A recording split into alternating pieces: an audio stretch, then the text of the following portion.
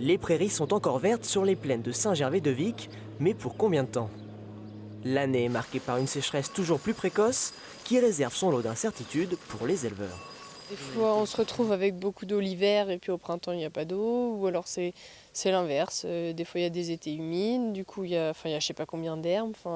C'est vrai que c'est pas facile à mesurer, mais tout ce qui peut être récolté au jour le jour, faut pas hésiter parce que on ne sait pas le temps qu'il y a à venir.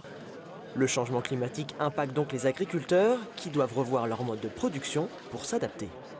Les éleveurs de bovins, par exemple, en particulier, eh bien, une de leurs premières attentions, c'est d'avoir assez de fourrage pour nourrir leurs animaux toute l'année. C'est vraiment la première angoisse. Est-ce que je vais avoir assez de fourrage pour passer l'été, pour passer l'hiver? On va semer plus vite, plus tôt. On va récolter aujourd'hui 15 jours plus tôt, que ce soit sur la vigne, la céréale. Et puis ça change la donne sur le choix qu'on va faire sur les fourrages aussi.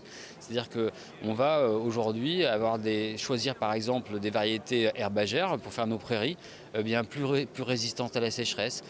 Et puis certains vont même encore plus loin pour répondre à ces enjeux climatiques. Bertrand imagine et teste dans une ferme expérimentale de nouvelles solutions pour optimiser l'utilisation des prairies.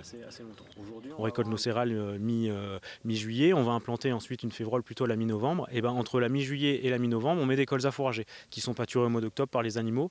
Ce qui a aussi un avantage, c'est que au mois d'octobre, on retrouve un peu de précipitation.